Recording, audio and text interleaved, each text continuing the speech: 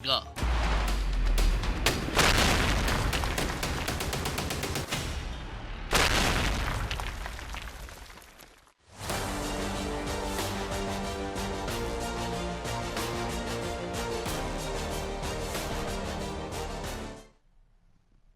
नमस्कार, बहुत बहुत स्वागत आपका आदि टीवी पर। मैं हूं आपके साथ पारुल। आज बात करेंगे सेंसिटिव इश्यू पर, मौन, सियासत या शराफत।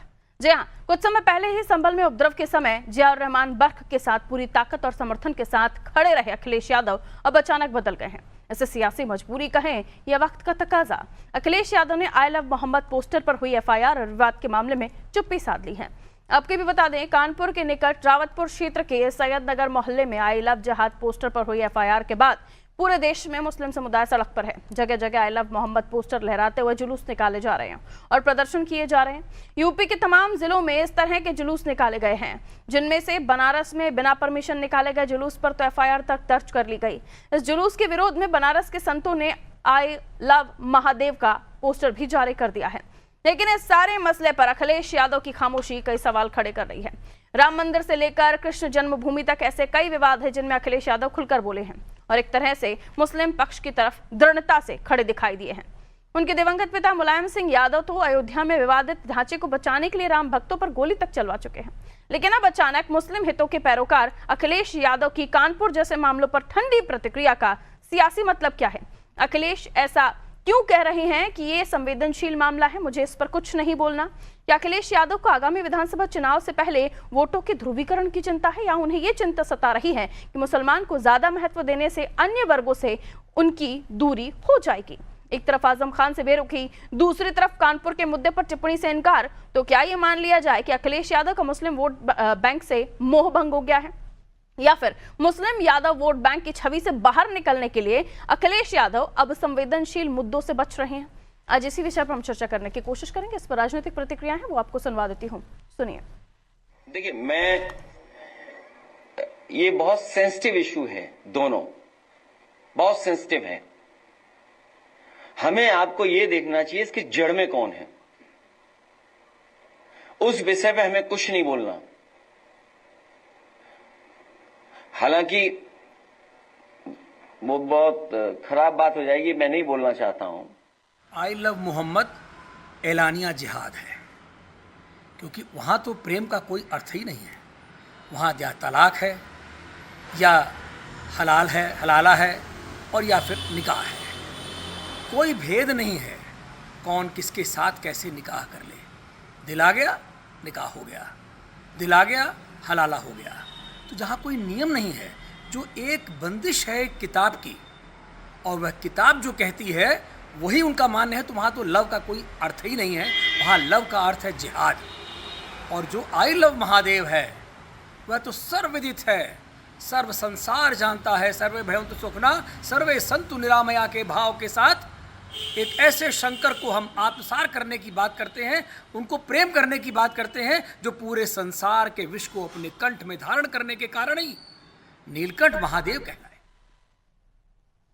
तो आई लव मोहम्मद ये विवाद आपको पता ही होगा 5 तारीख से शुरू हुआ था, जिसके बाद 9 तारीख तक आते आते और बढ़ गया। अब तो उत्तर प्रदेश के लगभग सभी जगह पर जो है मुस्लिम समुदाय के द्वारा आई लव मोहम्मद के पोस्टर्स लेकर जुलूस निकाले जा रहे हैं। लेकिन अखिलेश की इससे दूरी या फिर चुप्पी क्या किसी और तरफ इशारा कर रही है? क्या वाकई अखिलेश अपने MY फैक्टर से अभी भी उबरने की कोशिश कर रहे हैं, उस छवि से दूर रहने की कोशिश कर रहे हैं? क्योंकि जियाउर रहमान बर्क के साथ सीधे तौर पर आपने देखा ही था वो माहौल क्या था। और अब आ जाइए तो इस मामले में किसी तरह की, क्योंकि वहाँ पर लोगों के ऊपर FIR हुई है, मुस्लिम पक्ष के लोगों के ऊपर FIR हुई है। इस मामले में अखिलेश जी का किसी तरह का कोई बड़ा आक्रामक विरोध नहीं आया है। उन्होंने इसे संवेदनशील मुद्दा कहकर बोलने से अपना दूरी बनाई। आइए मिलियन मेहमान जो हमारे साथ चर्चा में जुड़ रहे हैं उनसे समझने की कोशिश होगी, ये दूरी है या मजबूरी। संजय तिवारी जी भाजपा से हमारे साथ जुड़ रहे हैं, बहुत स्वागत सर। धर्मेंद्र सिंह जी सपा से हमारे साथ जुड़े हुए हैं, आपका भी स्वागत सर। अनिल शर्मा जी कांग्रेस से हमारे साथ बने हुए हैं, आपका भी स्वागत करती हूँ।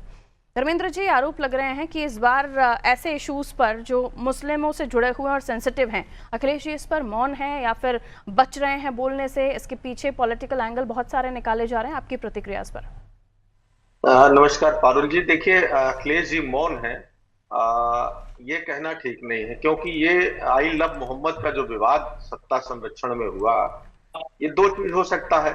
या तो ये घटना हो गई, प्रशासन ने ठीक से हैंडल नहीं किया, या दूसरा इसका पहलू हो सकता है कि सत्ता द्वारा एक प्रयोग किया गया हो कि इसको देख करके तमाम जो बुनियादी सवाल इस समय सर उठाए थे, चाहे वो एसआईआर का मुद्दा हो जो लोगों की, गरीबों की, पिछड़ों की, दलितों की, अल्पसंख्यकों की मतदाता सूची से नाम काटे जा रहे थे, चाहे महंगाई, बेरोजगारी जैसे मुद्दे रहे हो, चाहे ये लगातार जीएसटी में 8 सालों तक चूसने के बाद अचानक थोड़ी सी जो राहत को डिडोरा पीटने की बात हो रही हो, चाहे जो तमाम बुनियादी सवाल जिनको जनता में लेकर के भारतीय जनता पार्टी पिछले चुनाव में संकल्प पत्र, घोषणा पत्र के माध्यम से गई थी और वो पूरा न हो पाने की जो जनता में कसमसाहट, छटपटाहट थी, जो थाने से लेकर के, तहसीलों से लेकर के शीर्ष स्तर तक भ्रष्टाचार का चरम है कि कहीं कोई सुनवाई नहीं हो पा रही है, सीधी तरह से एकदम अफसरशाही बेलगाम है।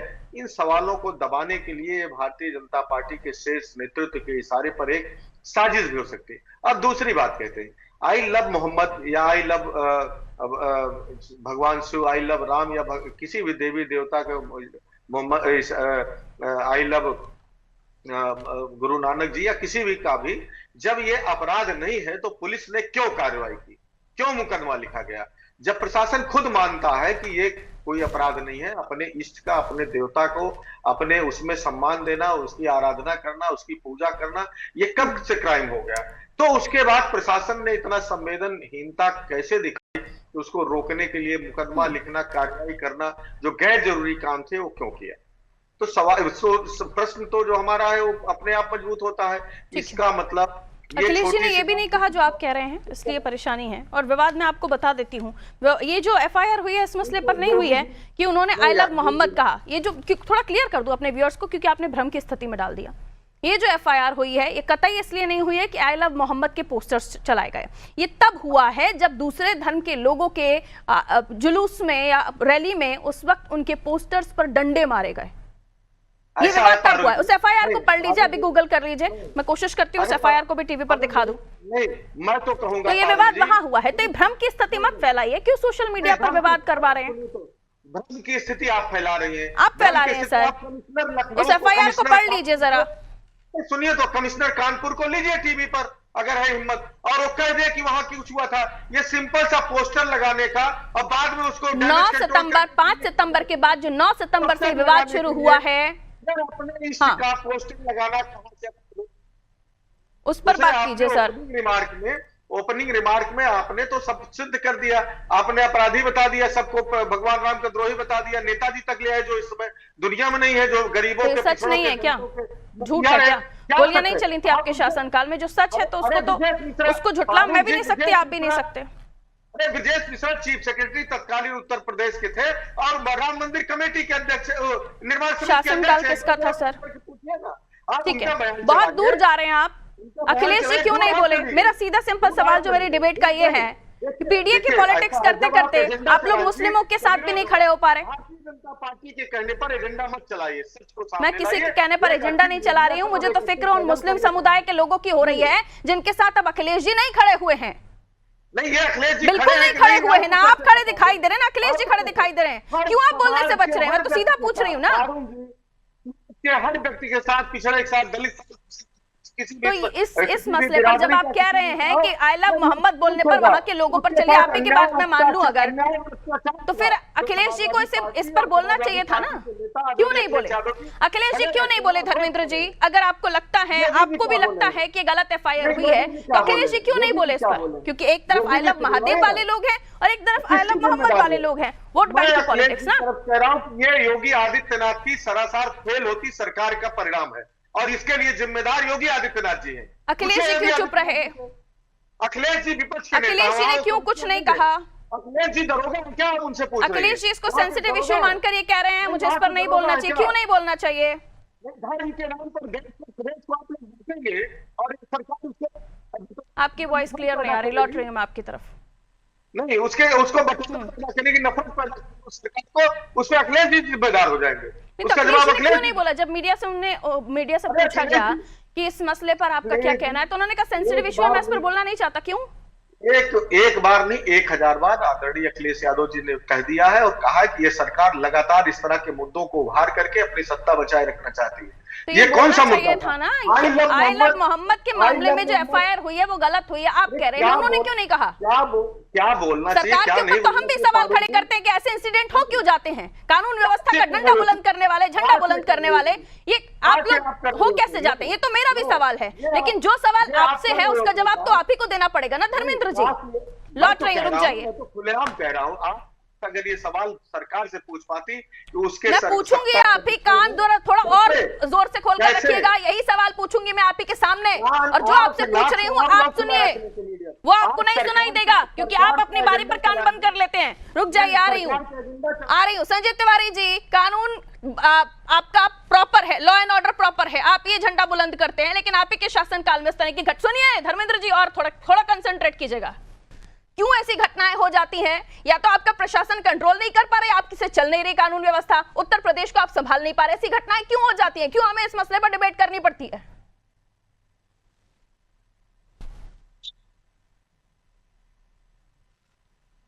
आवाज आ रही है संजय जी? जी जी हाँ, आप ही से पूछा मैंने, सरकार आपकी है, वहां सपा या कांग्रेस की नहीं है, तो जवाब आप ही को देना पड़ेगा। लॉ एंड ऑर्डर की स्थिति ठीक क्यों नहीं है उत्तर प्रदेश में? पहले ही संभाल लेते, कौन थे वो डंडे चलाने वाले, तो एफआईआर नहीं होती ना। परमिशन देते हैं, उसके बाद सुरक्षा व्यवस्था नहीं दे पाते हैं। किसको लॉ एंड ऑर्डर किसको सही नहीं लग रहा है? उत्तर प्रदेश में कानून का राज है, अपराधियों के लिए यहाँ यमराज हैं। योगी आदित्यनाथ जी की सरकार में जो अपराध करेगा वो या तो ऊपर जाएगा या जेल के अंदर। यहाँ पर आज जनता अपने को सुरक्षित महसूस कर रही है। समाजवादी के शासन में जनता इन गुंडों आतंकियों से भयभीत रहती थी, मस्जिदों के अंदर आतंकी छिपे रहते थे, लेकिन आज किसी की हिम्मत नहीं है। तो ये सांप्रदायिक तनाव क्यों हो जाता है फिर उत्तर प्रदेश के अंदर संजय जी? कदम भी रख सके। आप ही के शासनकाल में ये घटनाएं क्यों हो जाती हैं? कैसे हिम्मत हो जाती है? अगर किसी का इवेंट हो रहा है, आपने कहा कि वो पर्टिकुलर डेजिग्नेटेड जगह नहीं है, आपने दूसरी जगह वो शिफ्ट करा दिया, और उसके बाद अब दोबारा जब ये 9 तारीख को घटना पनपी तब बताया गया कि दूसरे धर्म के लोग, हिंदू पक्ष के लोग अपना जुलूस निकाल रहे थे, वहां पर उनके बैनर पोस्टर पे डंडे चलाए गए। ये कैसे हो गया? जब प्रशासन वहां मौजूद था, उनके सामने ये सब कुछ हो रहा था, तो फिर क्या कर रहे थे? वो हाथ पे हाथ धरे बैठे हुए थे। देखिए, प्रशासन चौकस था और प्रशासन ने अपना काम भी किया, करने के बाद कंप्लेन आप फाइल करते हैं, होने क्यों देते हैं? जिहादी मानसिकता के लोग इस तरह के षड्यंत्र किया करते हैं और इन जिहादी लोगों को सबक सिखाया जाएगा। और तो जिहादियों के समर्थक समाजवादी पार्टी के लोग, अरे वो तो समर्थक ही नहीं है, अखिलेश जी साफ तौर पर कह चुके हैं, वो नहीं बोलेंगे इस पर। वो तो समर्थन क्या, वो तो चुप बैठे हुए हैं इस मामले में, वो चुप रहेंगे। उन्होंने चेंज कर दिया अपना पॉलिटिकल एंगल। वो चुपचाप मुसलमानों का वोट लेना चाह रहे हैं। उनको लगता है हिंदू मूर्ख है, हिंदू उनकी इस चाल में अब नहीं फंसने वाला है। उनको जानता है कि ये जिहादियों के समर्थक हैं, ये हिंदुओं के कभी हो ही नहीं सकते। ये आज भी इन्हीं जिहादियों की भाषा बोलते हैं। ये साइलेंट सपोर्ट है, ओके। समझते हैं। बीजेपी कह रही है साइलेंट सपोर्ट है, इसलिए कुछ नहीं बोल सकते, उनको वहां से भी चाहिए लड्डू, यहाँ से भी जलेबी चाहिए। ठीक है पारुल जी, धर्मेंद्र जी क्या लीजिए, उसके बाद आ रही है आपके पास। भारतीय जनता पार्टी के साथी कहिए, पढ़ के आए किसका फेल्योर घटना क्या हुई। देखिए, सच है, कानपुर के रावतपुरा इलाके में 12 उफात ईद मिलादुन नबी के जुलूस पर एक पोस्टर किसी ने उस मार्ग पर लगा दिया था, आई लव मोहम्मद। पोस्टर लगाना अपराध तो नहीं है, कोई कहीं सभा होती कुछ होती, ठीक है। उसके बाद इस बैनर पर भारतीय जनता पार्टी ने इशू बनाया, उस बैनर से उनकी भावनाएं आहत हो गई। 5 तारीख के बाद ये मामला साइलेंट हो गया था धर्मेंद्र जी, ये 9 तारीख को दोबारा उठा है। मैं आपसे जो पूछ रही हूँ उसका जवाब आप दे नहीं रहे हैं। आप मुझे ले जा रहे हैं उत्तर प्रदेश की जगह पश्चिम बंगाल और केरला, तमिलनाडु। मैं आपको बोल रही हूँ, पूछ रही हूँ कि क्या वोट बैंक की पॉलिटिक्स इतना मजबूर कर चुकी है कि अब आप जिस वोट बैंक ने आपको यहाँ तक सपा बनाया है, समाजवादी बनाया है, उस वोट बैंक के लिए आप लोग खड़े नहीं हो पा रहे? देखिए सवाल था, उसका जवाब नहीं दे पा रहे, पता नहीं कहाँ लेके जा रहे हैं। मैं बता रहा हूँ, मुझसे सुनिए। पहले तो अपने दिमाग में भरी हुई जो कचरा है उसको निकालिए। समाजवादी पार्टी दिमाग में है सर, और आपकी जबान पर भी है। समझ में आ रहा है आपको धर्मेंद्र जी? अच्छे से बात कर रही हूँ, तमीज से बात कर रही हूँ, अच्छी बातें कीजिए तो चलेगा सर। गलत भाषा इस्तेमाल मत कीजिए। कचरा आपके दिमाग में, कचरा आपकी जबान में। जब जवाब नहीं दे पा रहे हैं, हिम्मत मत कीजिए फालतू बकवास करने की। आप कर रहे हैं फालतू बकवास, आपके पास जवाब नहीं है, इधर उधर घुमा रहे मेरी डिबेट को। ठीक है, रहने दीजिए, नहीं जवाब आपके पास। अखिलेश जी ने क्यों कहा कि ये सेंसिटिव मुद्दा है, मैं इस पर कुछ नहीं बोलूंगा। अब मुस्लिम वोट नहीं चाहिए आपको? अब मुसलमानों की चिंता नहीं है आपको? ये जो मुसलमानों की चिंता क्या है, सरकार के फेलियर हो? क्यों नहीं बोले फिर अखिलेश जी इस पर? क्यों लगा उन्हें कि अब मैं नहीं बोलूंगा? अनिल जी को लेकर आइए, ठीक है, रुक जाइए अनिल जी को इनका, उसके बाद बोलिए, क्योंकि आपके पास अभी इस मसले पर कुछ भी नहीं है बोलने के लिए। मेरे पास नहीं, मैं कह रहा हूँ एक तो इनका वॉइस ठीक करवाइए प्लीज, आपका वॉइस ही ब्रेक होकर आ रहा है मेरे पास। फोन लाइन पर कनेक्ट कीजिए ताकि मैं उनकी वॉइस क्लियर सुन पाऊं। अनिल जी, आपका क्या तर्क है इस पर? पहले तो ऐसे विवाद समझ ही नहीं आते, इतने हाइप क्यों हो जाते हैं, और फिर इस पर अगर हम, क्योंकि ऐसे समय पर है जब पंचायत चुनाव भी नजदीक है, उत्तर प्रदेश में विधानसभा चुनाव की तैयारियां शुरू हो गई हैं, हर एक पार्टी का अपना अपना वोट बैंक है जिस पर वो अपनी तैयारियां करना शुरू कर चुके हैं। क्या आपको लगता है कि एक वोट बैंक की नजर से दोनों ही दल अपनी अपनी तरफ से कोशिशें कर रहे हैं, और क्या आपको लगता है कि इस पर बोलने की जरूरत है? जो गलत हो रहा है गलत के साथ स्टैंड लेना पड़ेगा। देखिए पारुल जी, जब भी कोई चुनाव आता है, बहुत अच्छे से समझने की बात है कि जब भी कोई इलेक्शन आता है उस वक्त ही हिंदू मुस्लिम के मुद्दे क्यों उठते हैं? आखिर क्या वजह है? मैं अभी आपने जब दिखाया था, अखिलेश जी को सुन रहा था, सेंसिटिव मुद्दा है, मैं इस पर कुछ नहीं बोलूंगा, लेकिन इसके पीछे कौन है इसकी जानकारी जरूर होनी चाहिए। साजिश किसने की, उस साजिश का पर्दाफाश होना चाहिए। और वास्तविकता यही है कि इससे पहले इस तरह के मुद्दे नहीं होते हैं। जैसे ही चुनाव आते हैं, सरकार का फेलियर होता है, इनको सरकार बीजेपी वालों को बनानी होती है, इस तरह के मुद्दे उठना स्टार्ट हो जाते हैं। कहां से आते हैं ऐसे लोग? कौन इनको भड़काता है? कौन इनको पीछे से मदद करता है? इस बात का पर्दाफाश होना बहुत जरूरी हो गया है। जिस प्रकार आप देख लीजिए, वोट चोरी के मुद्दे पर यह सरकार पूरी तरह घिर चुकी है।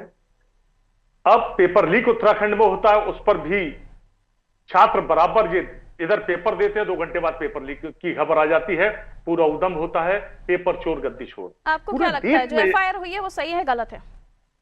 देखिए, एफआईआर अगर किसी मामले पर हुई है, एफआईआर मैंने तो नहीं देखी किस मामले पर हुई है और उसमें क्या लिखा गया है। अगर लिखा होता तो मैं उस पर तथ्यागत अपनी बात रख पाता, लेकिन इस प्रकार के मामले को तूल देने वाले लोगों को तत्काल प्रभाव से अगर प्रशासन रोक दे, जैसे ही सूचना मिलती है उनको बिल्कुल गर्दन मरोड़ दे उनकी। वो बिल्कुल ये नहीं देखना है कि वो हिंदू है या मुस्लिम है, सिख है कि ईसाई है, जैन है कि पारसी है कि बौद्ध है, कौन है। इस प्रकार की घटना को अंजाम देने वाला अपराधी है और अपराधी पर सीधा सी इस प्रशासन को कंट्रोल करना चाहिए। लेकिन सही मायने में बात तो यह है कि ये उत्तर प्रदेश की सरकार और देश की सरकार, ये सरकार को चलाने में बिल्कुल फेल हो चुके हैं। ये लॉ एंड ऑर्डर की बात करते हैं, लॉ एंड ऑर्डर ये अपने आप में शेयर कहते हैं। मामला था सर 5 तारीख का था, 5 तारीख को उस जगह से पूरे जो लोग वहां पर थे उनको शिफ्ट कर दिया गया था विद पोस्टर। कोई विवाद नहीं हुआ 5 तारीख के बाद, सब कुछ संभल गया था। 9 तारीख को फिर से एक विवाद होता है क्योंकि उस टाइम जो जुलूस निकल रहा था वो हिंदू धर्म का निकल रहा था, वहां पर उनके पोस्टर्स पर डंडे मारे गए हैं, वो पोस्टर फट गया, उसके बाद ये विवाद बढ़ा। और ये सारी चीजें उस एफआईआर में भी है जिसमें साफ कहा गया है आई लव मोहम्मद पर किसी पर भी कोई एफआईआर नहीं हुई है, सबको अपने धर्म के बारे में प्यार करने में कोई दिक्कत नहीं है, ये हमारा देश अलाउड करता है। उस पर किसी तरह की कोई एफआईआर नहीं हुई है। एफआईआर उन लोगों पर हुई है जिन लोगों ने दूसरे धर्म के पोस्टर पर डंडे चलाए, ये क्लियरिटी है। अनिल जी बिल्कुल, देखिए किसी भी धर्म के पोस्टर पर डंडे चलाना ये गलत है, चाहे वो हमारे धर्म का हो या किसी धर्म का हो। बिल्कुल, हम अपने धर्म का सम्मान करते हैं, आप हमारे धर्म का अपमान नहीं कर सकते हैं। आप अपने धर्म का सम्मान करते हैं, हम आपके धर्म का अपमान नहीं कर सकते। लेकिन सबसे बड़ा फेलियर जो कि इन लोगों को हिम्मत कहां से मिल रही है, कौन है वो साजिश करता, उसकी पकड़ क्यों नहीं की जाती? ये तो मात्र उनके नुमाइंदे हैं जो आगे चलकर ये काम कर रहे हैं। ये केवल मोहरे हैं, मोहरों को चलने वाला बड़ी मछलियां कुछ और हैं, ये छोटी मछलियों को पकड़ रहे हैं। आइए संजय जी, यही है, चुनाव नजदीक है, यही सवाल मैंने आपसे पूछा था। स्थिति होनी है। ठीक है सर, कहिए, जवाब दीजिए अनिल जी की बातों का। संजय जी, ये तो मछलियों की बात कर रहे हैं, यहाँ तो मगरमच्छ बैठे हुए हैं जिन्होंने पूरे समाज को निगल लिया। इनके शासनकाल में इतनी घोर अराजकता थी, क्या इसको भूल गए? चाहे कांग्रेस के लोग हों चाहे सपा के लोग हों, भारतीय जनता पार्टी से सरकार नहीं समझ रही है। छोटी बड़ी मछली की बात कर रहे हैं, इन्होंने देश को लूटा, देश में बात यह है कि उत्तर प्रदेश वाले अपराधियों के हौसले बढ़ते जा रहे हैं, आप बिल्कुल मौन है। उत्तर प्रदेश दंगा मुक्त है, अपराध मुक्त है, ये बात सच्चाई है कि आपकी हैसियत नहीं उत्तर प्रदेश संभालने की, केवल बुलडोजर ड्रामा करते रहिए, अपराधियों पर कंट्रोल आप नहीं कर पा रहे हैं। सुप्रीम कोर्ट ने भी माना फेल है, जगह जगह बढ़ते अपराध, छिनैती, डकैती, लूट, हत्या, बलात्कार और बलात्कार सबसे ज्यादा अपराधी निकलते हैं तो भारतीय जनता पार्टी के निकलते हैं। आप देखिए, आपके भारतीय जनता पार्टी के नेता अपराधी के रूप में निकल कर आते हैं, ये सबसे बड़ा अपराध है आपका, अपराधियों का संरक्षण दे रहे हैं। मैं तो आपको ऐसा वीडियो दिखा दूंगा, आपके भाजपा के एक नेता ने कहा कि मैं थाने में सिफारिश करने गया, मेरे सूत्रदान कर दिए गए। के मुद्दे पर एक शब्द नहीं बोल पाते, विकास के मुद्दे पर आपके पास सवाल का जवाब नहीं है, बेरोजगारी पर आप सवाल का जवाब नहीं दे सकते, किसान पर आप जवाब नहीं दे पा रहे हैं, नौजवान पर आप जवाब नहीं दे पा रहे हैं, किस पर बात करेंगे आप? किसी भी अपराधी को उत्तर प्रदेश में छोड़ा नहीं जाएगा। अरे कोई पकड़ भी नहीं रहे हो, आप अपराधियों को संरक्षण प्रदान कर रहे हो। जितने अपराधी हैं उनको भारतीय जनता पार्टी के नेता संरक्षण दे रहे हैं, अपराधियों को संरक्षण प्रदान कर रहे हैं। ठीक है, रुक जाइए, दोनों रुकिए प्लीज। जब इस तरह का माहौल बनता है सर, तो जो संदेश जाता है वो यही जाता है कि ये सब चीजें हो क्यों रही हैं और कैसे हो रही हैं। संजय जी, इसलिए इसको कंट्रोल करना तो जरूरी है। हो जाने के बाद एफआईआर करते हैं आप, हाँ लोग पकड़े जा रहे हैं, एफआईआर हो रही है, लेकिन ऐसे मामलों में जो ऐसे उपद्रवी हैं, ये हर धर्म के लोग हैं, हर समाज में बैठे हुए ऐसे उपद्रवी हैं। ऐसे आप किसी को नहीं बोल सकते कि इस समाज में यही लोग होंगे, उस समाज में यही लोग होंगे। ऐसे लोग हैं हमारे समाज में जो किसी भी धर्म से ताल्लुक रखते हो, लेकिन वो दूसरी जगह माहौल बिगाड़ने की कोशिश करते हैं। ऐसे लोगों को ढूंढना होगा संजय जी, और आप ही का काम है, आपकी सरकार का काम है। जो सिर्फ आतंक फैलाते हैं और आतंकियों के ये समर्थक समाजवादी पार्टी के लोग हों, जो ये पूछा जा रहा है, ये चुनाव आया, माहौल इस तरह का लेकर आए, सच है क्या? तो भाई ये मचाते हैं। आतंकवादियों के समर्थक आप होंगे, हम लोग नहीं है। आप अपनी भाषा संयमित रखिए, बता रहे हैं आपको। आतंकवादियों के समर्थक ना बताइए, आतंकवादियों के समर्थक आप होंगे जो चले जाते हैं जिन्ना के मजार पर चादर चढ़ाने, वो चले जाते हैं पाकिस्तान बिरयानी खाने। आतंकवादियों के समर्थन आप लोग होंगे। जिन्ना आतंकवादी था, बताइए जिन्ना आतंकवादी था। समर्थक है ना जिन्ना के, आप जिन्ना के समर्थक हैं, इसका मतलब ठीक है। जाइए पाकिस्तान। 30 सेकंड्स आप पाकिस्तान धर्मेंद्र जी 30 सेकंड समर्थक है तो आपको हिंदुस्तान में रहने का हक नहीं है। आप कह रहे हैं जिन्ना दोनों रुक जाइए, 30 सेकंड में धर्मेंद्र जी को दे दूं, समर्थन करते हैं, बहुत लिमिटेड टाइम है मेरे पास। धर्मेंद्र जी बोलना शुरू कीजिए प्लीज। रुक जाइए प्लीज रुक जाइए। अनिल जी प्लीज। धर्मेंद्र जी आप बोलिए। आप जिन्ना के समर्थक हैं। पर्सनल अटैक मत कीजिए, आप किसके समर्थक है किसके नहीं है। मुद्दे पर आइए, मुद्दे पर बात करेंगे, सिर्फ मुद्दे पर बात होगी। Sanjay ji, Anil ji please calm down now. Dharmendra ji बोलना शुरू कीजिए।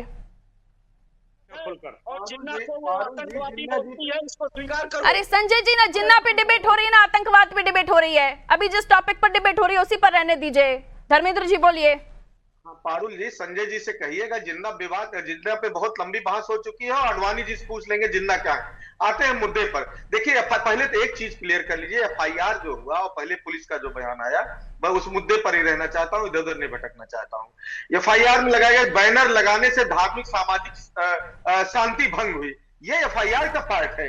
उसके बाद दोबारा जब पुलिस को लगा कि हमने गलत कर दिया, इसमें बयान आया कि आई लव मोहम्मद कोई क्राइम नहीं, तो बाद में पुलिस ने फिर जो बयान दिया उसमें कहा वह क्या कि ये FIR specific word I love Mohammad के लिए नहीं थी, बल्कि लगाए जाने के तरीके पर थी। अब आप देखिए, पोस्टर लगाने के तरीके को लेकर के पूरे देश को आप जला देना चाहते हैं, ये आपका फेल्यूर है कि नहीं? आप तो तुरंत आप एफआईआर कॉपी लेके पुलिस कमिश्नर या डीजीपी क्यों नहीं आए सामने कि तथ्य नहीं है।